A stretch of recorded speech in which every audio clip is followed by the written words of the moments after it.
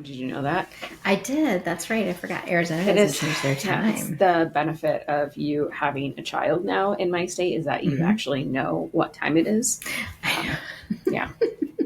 I often forget because I like to be on Pacific time, but I am on Mountain time now. It's magic. It's Yeah. magical. It's Magical Mountain Arizona time. time. Arizona Yeah. time. Ooh, ride cowboys. Hi, everyone. Welcome to Have You Eat. I'm Erica. Yeah. I'm Jules. We're talking about the changing of seasons, and I'm not talking about menopause today. The literal change of seasons, And the change of time zones, because I experienced that while I was in Arizona. Arizona does not change their time zones.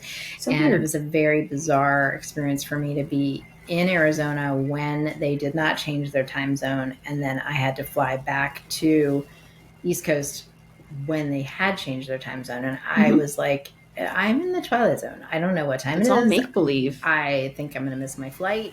I just don't know what's happening, what end is up, and whether I should be sleeping or waking at this moment. So Time is a man-made construct. Sort of. No, not really. But have the I way done too we many handle drugs? time. Yes. Time is I just a man-made concept, man. I posted something about the time change. And I said, do you like it? Or you like, do you like having more, an extra hour in the morning, of light, or in the evening or whatever? And it was so interesting what people said. People got really feisty about it. And I've never changed, so I don't have an opinion other than I think this is always right, because it's very weird for me to go to other cities and be like, my 2 hours now I have to schedule. It's so wacky. Yeah. I don't know why. I mean, there has literally been documented scientific research Studies done on the health benefits of sticking with one and not changing it. And I mean, I know why Congress can't more car agree. crashes and hospital visits on the first day or whatever because people are just oh my God, I'm missing my whatever. I mean, all kinds of stuff. I mean, the medical community is 100% in agreement on one. So why can Congress not just come together? Because Congress can't do anything. That's why. Yeah. That's why. I remember why we can't get anything done. It's a great story. Right. So speaking of times they are a-changing, seasons they are a-changing. Look at this. It's a holiday cup from Starbucks. You can't see it. Share the joy. So I'm holding up a Christmas holiday cup from Starbucks. And I am not like a Starbucks aficionado. I go occasionally. I prefer, obviously, far better coffee shops than this one. Yeah. But as a little sweet treat, I pick up some seasonal flavors when they're available. We have to be really careful because not all seasonal flavors are gluten-free. Not all seasonal flavors are dairy-free. Yeah, that's the rub. It will really mess you up because even if they put the wrong sprinkles on your drink, you will get glutened. If they put the wrong syrup, you're going to poop your pants because you got dairy instead of non-dairy. And there are certain things that you can change. Like this is the gingerbread chai oat milk latte. But instead of oat milk, because you just want to be safe, right? You don't know what kind of oat milk they're using. I use almond milk.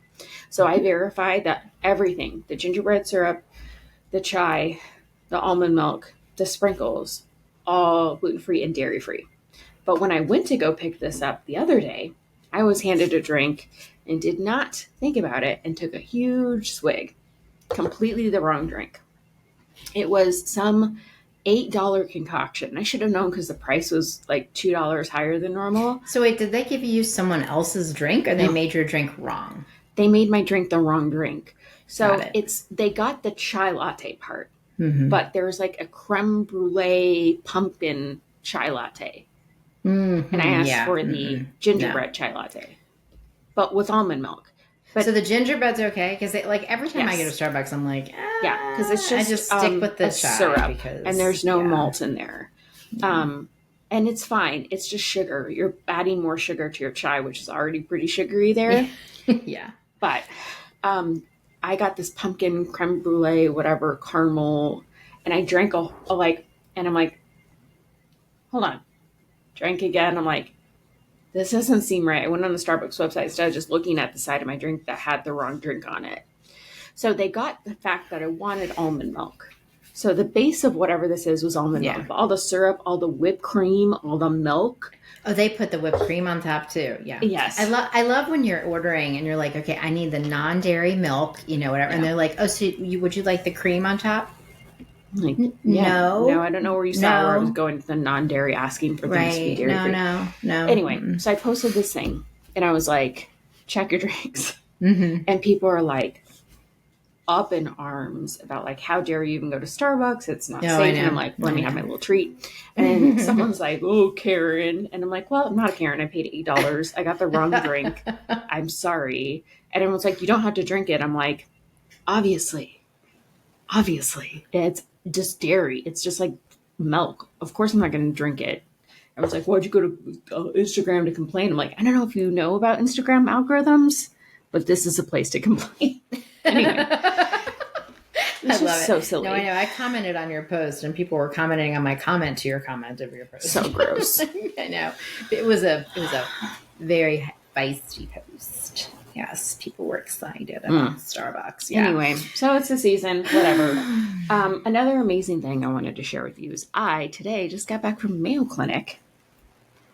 Lucky you. And someone put a finger in my butthole. Do tell. That sounds just almost as exciting as the Starbucks story. They were a doctor. Can't wait to hear about this one. Yeah, guys. Don't be scared. That was not at Starbucks. It was actually at Starbucks. It was in the bathroom. I thought the guy was a doctor. Don't be scared of digital rectal exams because there's nothing to be afraid of. Is this the PSA for this show? Yeah. Don't be afraid. The more you know, Star Swipe. Yeah. Don't be afraid of digital rectal exams because they can find a lot of things when they put a finger in your bunghole. So there you go. That was my thing. Yeah. Anyway, I hate when doctors are not willing and able to do that for you because it's a really important part of like your But who's not willing and able to do that for you? Because everyone in a GYN exam, they do that. And like my other GI didn't do it. And I'm like, excuse me? Did a colonoscopy, was fine with getting the money from a colonoscopy, not okay with doing a DRE. So I went to my doctor today and I'm like, my last doctor didn't do a DRE. She's like, why? And I'm like, great question. Do you want to put it on my chart and ask her? Because that's ridiculous. So if you didn't know, I've been fighting trying to get back into Mayo after I was lapsed as a patient years ago. And basically, Mayo doesn't let anyone in. They have a massive waiting list. It's like a club in Las Vegas or something. I don't know. Like, I've never been to anything as exclusive as being a patient in Mayo Clinic. But if you're not in there, because I was a lapsed patient, basically you have to call every month and be like, hello, is there a doctor who's able to see me? And like, no, try again next month. I'm like, okay, I'll try again. Is able to stick their finger in. It's just, can any doctor. A dentist? Do you have a dentist? I'll take it. So anyway, I went today and she goes, it's an hour exam. We're going to get to know each other again because we haven't seen each other for like 10 years. And I'm like, I'm going to cry. This is amazing. Went from head to toe. It was amazing. So please, there are good GIs out there. You may have to wait on a waiting list to get in, but like, please see a GI who's like willing and able to sit down with you, talk about like the not so fun parts of GIs, putting fingers in buttholes, talking about colonoscopy, talking about endoscopy. And she's also like, when was the last time you had your celiac panel done? I'm like, I don't know. She goes, you have to do it every year.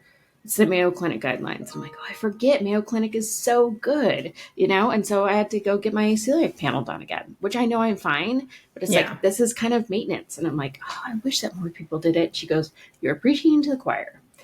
So I'm happy because I finally have a GI who I know and is so trustworthy and is so amazing and accredited with writing papers and is just such a lovely human being. And it made me so happy. And I want to share that happiness because I have not had that happiness with doctors in probably 10 years. Yeah. That's awesome. Day. Well, I'm glad. I'm very happy for you. I did see her in Vancouver when we were both at the American College of Gastroenterology together. And that's how we reconnected. Oh, isn't that special? So did you pick her because of that or no? She was the doctor who diagnosed me with celiac disease 12 years ago. Oh, seriously? Yeah. Wow. Yeah. That's very cool. Yeah. Gosh, I don't know what I would do if I ever ran into the doctor who diagnosed me with celiac disease all these many years ago. Hug him? Yeah, well, I absolutely would. He's in West Virginia, so it would be a trip. That would be. It's a very long way to just have a hug. In more than one way, it would be a trip. But yeah, so I had a colonoscopy and endoscopy last week, and I posted pictures. So fun. What did you post pictures of? You posted pictures of you in your little outfit, but you didn't post Of pictures my of outfit. the actual procedure being done. No, but I could post pictures of my like completely love healed upper intestinal tract, which I love love that. because when I would go and speak to the medical students at University of Maryland, that would be part of my the slides. Yeah, is I like would your show slideshow. pictures. I would show pictures of the not so good looking inside of Jules's upper intestinal tract when I was first when I first had my scope showing that I had celiac disease. And so now I could show another one saying, you know, oh, this is what it looks like when you are on a gluten-free diet. That's But it was really awesome. cute to see the pathology report and everything come back, and it was really funny. And they're like, no evidence of celiac disease. Yes. Yes. So good. Not surprised, but I mean, I am a pretty compliant patient, but You think? yeah. It'd be so wild if you were just like, now eating gluten all the time and you run a dedicated gluten-free. Yeah, but to everybody company? listening, that does not mean I don't have celiac. So if you're in the same situation and you get that back, it doesn't mean like, oh, it doesn't mean I have celiac anymore. I can go eat gluten. No, that's not what that means. It looks a little confusing to say no evidence of celiac disease. It means I'm in remission, essentially. It means I'm not exposing my body to gluten. Therefore, I am healed in that way. I have other issues, but like that particular issue. Not showing damage of celiac disease is what they should say. But exactly. How fun for us both. What a fun time. Celiac sisters. Yay. Going to, touch off all of those, checking off all the boxes at the end of the year, I guess, right? Going to the doctor. I guess. I hope I can get in by the end of the year and just like free insurance or whatever. I mean, it's not free. Your deductible has My been deductible needs to be met. Yeah, right. Yeah, we'll see. They're going to do so many tests and procedures that I'm pretty sure I'm going to hit that deductible. So yeah, because Mayo. Yeah, because Mayo. Their middle name is thorough. Yeah. Yeah. And I get to swallow awesome. like a capsule thing. Are you doing the the capsule endoscopy? No, I get to swallow it to see my the swallow esophagus. Mm-hmm. And then I get to swallow barium to see how fast it goes. Ugh, I don't like that. No, that's not going to be fun. But at least it'll be over and you'll have the test results back and you'll have some answers, hopefully, which is always the good part about testing. What we want. To have the answers. So speaking of ACG, not much to share, honestly. I'll share a couple of tidbits. I share some on my Instagram. The good listeners what ACG stands for, please. College of Gastroenterology Annual Scientific Meeting. It was in Vancouver this year. That's what we were alluding to earlier. There's not too much to share. I did share some Instagram stories about IBS. It was a lot of IBS this year and not so much celiac. I think celiac research is more towards at DDW, which is Digestive Disease Week, which will happen next year in May. But not a ton to share. I will share, though, my favorite bakery, gluten-free bakery, probably thus far. I'd say it's probably tied with some of them, but it's a tall order. It's called Gluten-Free Epicurean, and it's super high rated on gluten-free. It's in Vancouver. Mm-hmm. And they have sandwiches, they make pizza, but primarily all baked goods. But their baked goods are, I want to caveat this with, I am also dairy free. So there are so many restaurants and bakeries that make a croissant, a gluten-free croissant, like Mariposa, but it has butter in it, right? So I can't ever have that fun flaky crust anymore. Right. This place, 90% of their stuff was dairy free. And it was incredible. And so it was awesome. So freaking good. I went there twice. And then I also got baking mixes, which were very good. Yeah? Yeah, very good. Their scone mix is incredible. That's awesome. Really good. And I'm very preferential with my scone mixes because I always used to go back to Eden in Portland. And then I would buy their stuff online and have it shipped to my house, just scone mixes. And we'd make scones all the time with it. They closed down, RIP. And I had to start buying Pamela's because they're the second favorite scone mix, because Matt is also a discerning scone person too.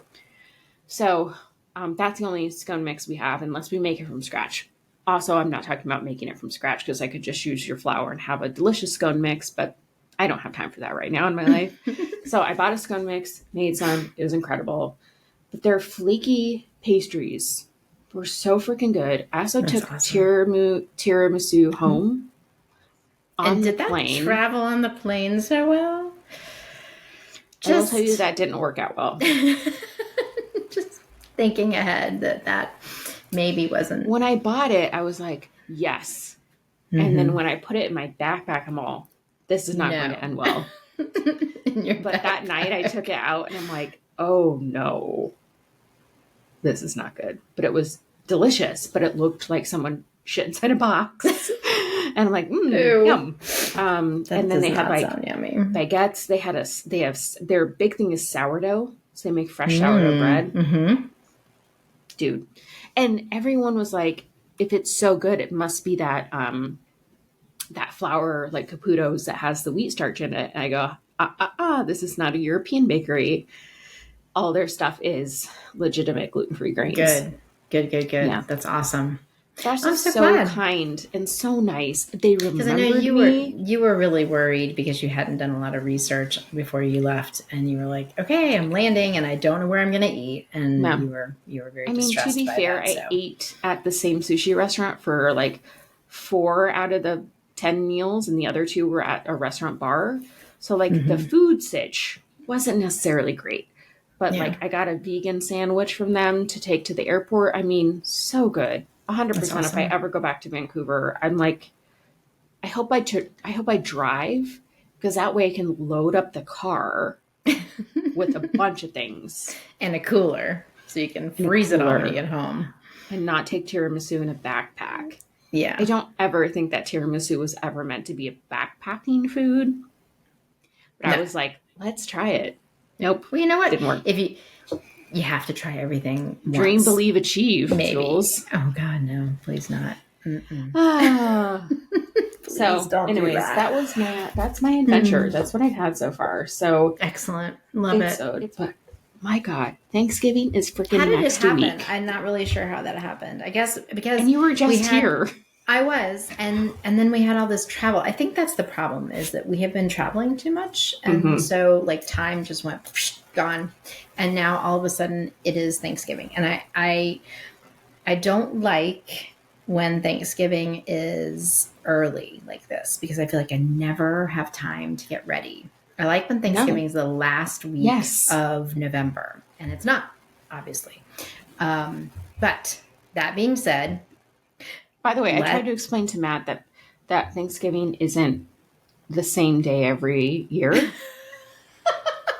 He's like, but Christmas is. I'm like, well, Christmas is technically, I guess, a birthday. Do you believe it is? So that doesn't change. But like, yeah, he goes, Thanksgiving is early. What does that mean? I'm like, I don't know. I think it's like the third Thursday or something. I don't even know. All I know is that sometimes I panic, and sometimes I feel like I have enough time. Yeah. And this is the year that I absolutely panic. Mm-hmm. Yeah. This is the panic year. For sure. For sure. Panic year for Thanksgiving. But I have tried mightily to help people not to panic. And so I'm trying to live that, to dream, believe, achieve. You're trying to live, laugh, love. You're trying to live, laugh, love your way through Thanksgiving. Own that, yes. And so I'm trying to embody all of that as well. And so I invest heavily in Thanksgiving preparation on my blog. My most popular ebook by far is my Thanksgiving ebook, because it's 96 pages and 46 recipes or something like that, and update it. But it's not just the recipes, it's about the planning. And even though Thanksgiving is next week, there is still plenty of planning and plenty of preparations. Because I'm not prepared. There's plenty that you can do. But I mean, people find themselves either hosting or going to someone else's house. Those are the two options. And so if you're hosting, invariably, not everyone coming to your house is gluten-free. Mhm. And if you're going to someone else's house, you're probably not going to someone else's house who is gluten-free or who has all the dietary restrictions that you do, because that would be like heaven on earth, right? Like to be able to, go to someone else's house who had exactly the same dietary restrictions that you did. So there are ways that you have to navigate that. And so I cover that in the ebook, but I also have a post on my blog called Crash Course for a Gluten-Free Thanksgiving. And I mean that literally, like it's crash course. Like you don't have time to read the 96-page ebook. Then here it is. So you can go check that out at jfjules.com. We'll put a link to it here too. And I have a ton of recipes on my blog as well. But basically what I tell people is, look, if you were to show up at somebody's house for Thanksgiving, if it's not at your house, what is it that if, the end of the day at Thanksgiving, you said, I'm just so sad because I didn't have X, Y, or Z that made my Thanksgiving, then make sure that that's what you bring with you to where you're going for Thanksgiving, because it's all about like your traditions, your, your memories and your special recipes. Those are the things that you want to make sure that you have on your Thanksgiving table. It doesn't matter if anyone else wants them. Yeah. Screw them. Make your own. Exactly. Today you posted one of my favorites from you, which is the gluten-free maple pumpkin cobbler. Mm-hmm. So interesting. Yeah. It just like combines some of the best flavors of fall together. Mm-hmm. So yummy. I love that recipe. And that's a newer one of my recipes. I mean, most of the recipes that I have in the ebook and in that crash course are just like classics, like green bean casserole and pumpkin pie and pull apart dinner rolls. And yes, like dinner rolls. I know. Those dinner rolls are just heavenly. And of course, they're all very, very easy recipes. They're classics that, if it was hard, I wouldn't have it on my blog because I wouldn't have the patience to make it myself. So, crescent rolls, those are easy to make too. All of this is from scratch, or you can use one of my mixes, but there's still time to get all the things that you need to make them. And there's still time to plan your menu. And that's the thing, is you just don't want to be caught flat-footed like on Wednesday. Going, oh, what am I going to make? Right. And one of my favorite things to do for Thanksgiving is something that I've been doing for several weeks now, but there's, again, still time to do it, which is I bake homemade bread, and then we don't usually finish the whole loaf. And so I'll slice the loaf and cube the loaf and then shove that in a freezer bag, shove it in the freezer. And I have 2 or 3 bags of cubes of homemade bread of different kinds. And I'll throw that in, and I'll have enough to make any type of Thanksgiving stuffing that I want. And one of my favorite recipes for Thanksgiving is this harvest stuffing that I have, that all kinds of beautiful vegetables in it, like carrots and things like that are just really pretty. But it's so pretty to make like homemade pumpernickel and homemade white bread and different kinds of breads and mix them together. Just leftovers that I've had for weeks or months in my freezer. And I just dump them all in there. Of course, you can use store-bought bread and instead just cut that up into cubes. Or a stuffing mix if you really need to. Or a stuffing mix, yeah. If you can find one, or if you order one online, you can use a stuffing mix too. But I like doing the homemade bread because I can cube it in whatever size I want. There's lots of different ways to do it, but make sure that whatever your Thanksgiving looks like at the end of the day is your Thanksgiving. Like makes you your happy. Favorite recipes makes you happy. And I have, no fail homemade gluten-free pie crust. I have like video after video after video of how to do it. I promise it's easy if you use the recipe and the ingredients that I have in there. But I even have like a crustless pumpkin pie recipe. I mean, everybody needs pumpkin pie. And of course, Erica and I are dairy-free. So all of this is dairy-free. I have egg substitutes for like every recipe under the sun. So all kinds of different... tested, which matters because you can't just throw in an egg substitute if it's not the right all one. Egg substitutes work for every recipe. So, it's all about making sure everyone at the table can eat everything. And, in our house, we have a lot of, extended family that come, and none of them seem to have any dietary restrictions. I don't know how that happened, but lucky them. Good for you. I know, right? Woo. You are so very lucky.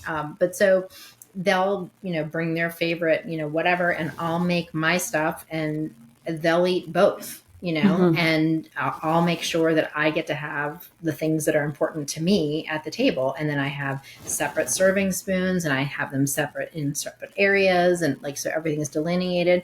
And I have these great little, they're wooden steaks that so say good. gluten-free on them, and they're handmade by a Baltimore husband and wife company called Words with Boards. They're so cute and they're reusable. Words with Boards. Yeah, Words with Boards.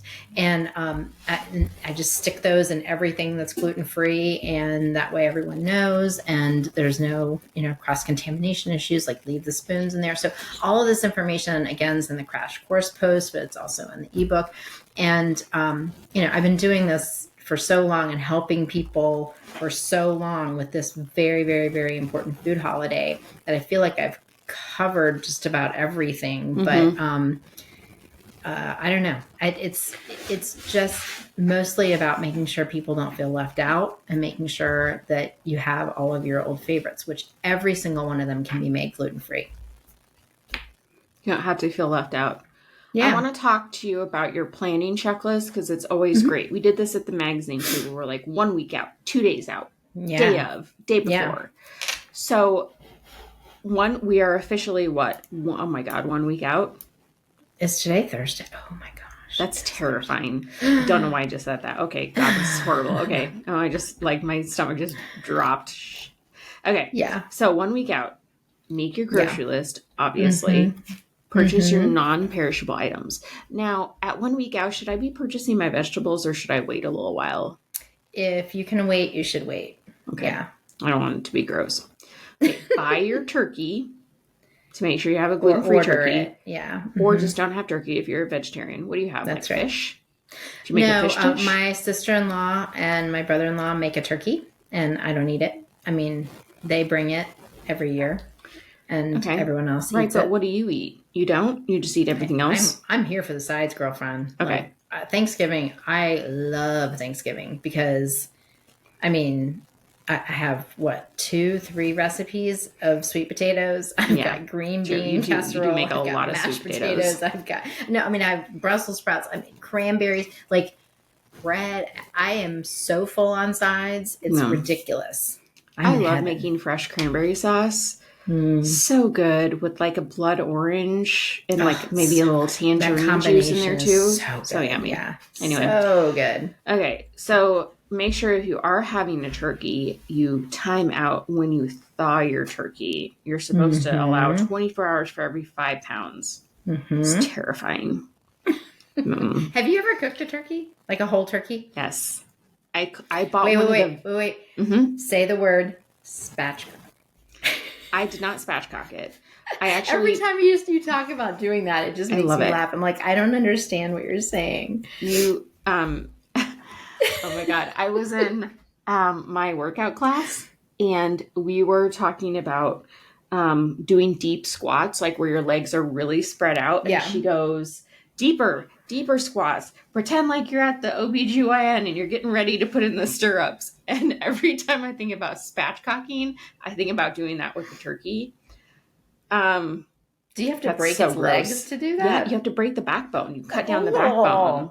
Oh, sorry, vegans. So anyway, I did not spatchcock it, but I bought one of the very, very expensive turkeys that are hand raised because I'm I'm going to be ethical this year. And if something has to be murdered, I guess it has to have a really nice life too. So I made one of those. It has to have a name. It has to have a family. Oh, it did. Someone had to cry when they killed it. I met it on the farm. It was way cool. That's so sad. That's my cat. Is that you? Yeah. Oh my God. I'm just the ghost of a cat is in my head. What is going on? No, I think that was wild. That's one of mine. Okay, good. It's not mine this time. Yeah. So anyway, I bought this very expensive turkey that had a name. There's a Bob's Burgers episode about when he buys this a very expensive turkey and the turkey's name is Popcorn. And this is they described who this turkey was. And I'm oh my God, this is so me that year. Absolutely. So I bought it. I didn't spatchcock it. I made it, and I'm like, oh, it's a turkey. Like, it didn't taste any different. And I'm like, oh, so I stopped doing that. And so now my aunt just makes the turkey. But I do cut it every year because I don't trust my mother around like electric knives. So we'll do it together to make sure that nobody has to go to the hospital. Oh, okay. Anyway, that's a really good Nice. story. That's a I'm sorry great to talk to story. you about turkeys. Anyway, I did ask about I know, you did. spatchcocking, whatever the heck that means. oh my God, it's the best. If I No, get, it's I not. have a turkey in my deep freezer right now that we're going to make like not on Thanksgiving because it's a small turkey. I got for free with like a butcher box delivery. And I'm going to spatchcock it. It's going to be so Of effing course good. you are. Of Anyway. course you are. Okay, so now 1 to 2 days out, make your Yes. pies. How Yes. far in advance can I make pies? Well, it depends on the pie. Like, I really like pumpkin pie made, 2 days in advance because Okay. I just think that the spices set in and it tastes even better. But and it helps you with the rest of your planning. I wouldn't make it more than 2 days in advance, but 1 What to about 2 days you peach can. pie? I'm making a peach pie. I just make all of those the day Day before. before? Okay. Make stuffing, you say the day before. Yep, you Okay. can do that the day before, or Make you could set it all up and put it in your fridge and then just bake it. Make cranberry. Now that's my cat crying. Make cranberry sauce and make sweet potato casserole the day before. The casseroles are great because I'll make almost all of those the day before. I don't Just do put like them in the the fridge. yeah, I don't do the Marshmallows? like the crunchy onions and stuff. I don't put that on top the day before, and I don't obviously cook the ones with the marshmallows. I don't put the marshmallows on top the day before. That's all like a finishing stuff, but you could do the underlying part first. And then Thanksgiving Day, make your stuffing or dressing depending on how you want to do it. I think it's super gross if you make dressing. Don't put anything into the body cavity of a raw bird. Just saying, it's not smart. Don't do it. Make it outside the bird. Well, yeah, there's so many reasons why that's a problem because you have to make sure that it actually reaches a certain temperature and like It's a lot of work. It is a lot of work, and then your turkey doesn't cook as evenly, and so that's a lot of work. And then you also have to make sure that obviously the stuffing is gluten free. Otherwise, if you put gluten stuffing inside the turkey, then you can't eat the turkey if you're gluten intolerant or celiac. So it just makes it so much easier if you just do the dressing or the stuffing on the side. And then obviously you're going to, so rolls. Do you make them in advance the day before or do you like par bake them? What do you do for your rolls? I far prefer to do all of that on the day of. Like, that's why I like to get rid of all of the casseroles and the pies and stuff like that. Like, get all that stuff out of the way. And then I just focus on my breads that day because I just think that that's the best way to make them. But like for my pull apart dinner rolls recipe, which is so popular on Thanksgiving, that's what everyone wants to make. Everyone's always, asking, how do I make them in advance? How do, so I have 14 different ways to make that in advance if you want or need to do it. But the best result is to make them the day of if you can. Okay. And then mashed potatoes, all your potato stuff can be done day of. Or the day before. You can make mashed potatoes the day before. And just like, and you just refresh them by adding a little bit more milk or something like that and just whipping them again. I mean, the starch can set in and make it a little thicker, but that's why you just whip them up again with a little bit more milk. Now, cornbread you can do the day before, right? Absolutely. Okay. And my pumpkin cornbread is great for Thanksgiving. I mean, regular cornbread is too, gluten-free, obviously both, but the pumpkin cornbread's really fun to make on Thanksgiving. I think that just about covers all the things that let me see what I have.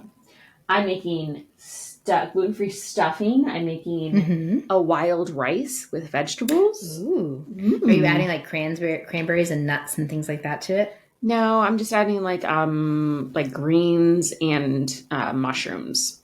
Like sauteing the mushrooms separately and then adding them in? Yes. I love that. What kind of mushrooms? And then I'm doing olive oil cake because everyone loved it. Yes, olive oil and cake. Then a peach pie, and I'm only making a peach pie because, Minimalist, the brand that we love, they have because they have the filling. Yes, they have the fillings on clearance. I was wondering why you're doing peach for Thanksgiving. But okay. Listen. It's the only thing I have. Listen, she says. Listen. So that's it. Guess what I made yesterday? A croissant? No, I'm like making pies. It was like a segue. into pies. A derby pie, a shoe fly pie. No. Those are gross, by the way. I've Those made are them. so much. Shoe fly pies? They're not so gross. much. There's so much. Yeah, but mine actually wasn't as like over the top sweet like that. I don't use like Karo and all that kind of stuff when I make mine. So. I did. Oh, I made peanut brittle. That was a complete fail, by the way. Oh, yes. Yeah, let's remember that. Not making a pay. Speaking of Karo, I've never in my life purchased corn syrup. Never, ever, ever. Even for popcorn balls, I do not use corn syrup. So I bought a bottle of corn syrup, and I made these, and corn syrup did me dirty. So I no longer support corn syrup. Because before you were big corn advocate. Big high fructose corn syrup advocate. Just love the HFCs. Yeah. No, so even my vegan pecan pie, I don't use it.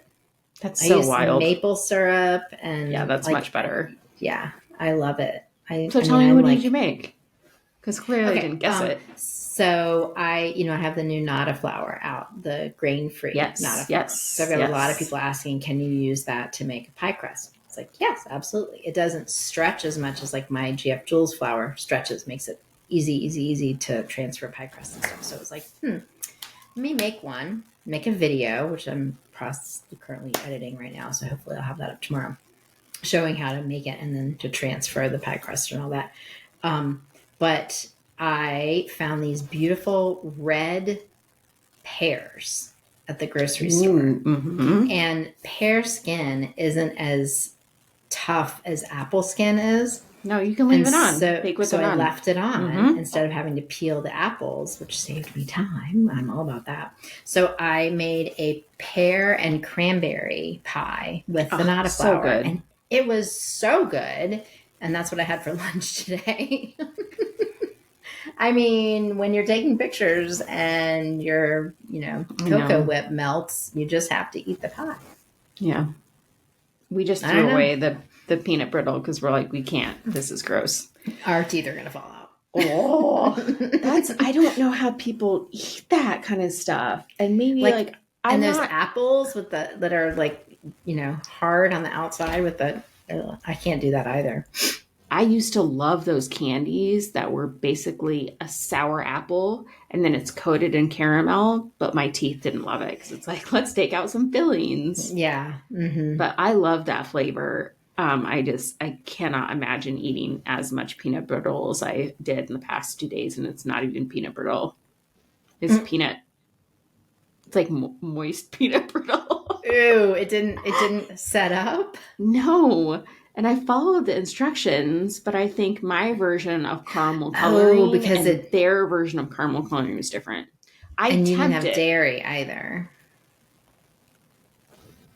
Yes, but this one wasn't a dairy inclusive recipe. Okay. Anyway, I tempted and I was like, all right. Mm-hmm. Corn syrup did me dirty, man. Corn syrup did me dirty.